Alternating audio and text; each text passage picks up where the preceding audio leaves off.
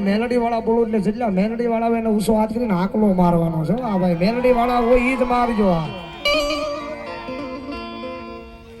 આયમ મેલડી વાળા એમ નહીં ભલા મેલડી વાળા હોય એવો તેવો આકલો ન હોય ભાઈ આયમ મેલડી વાળા આયમ મેલડી વાળા સીએ માતા આ જામનગર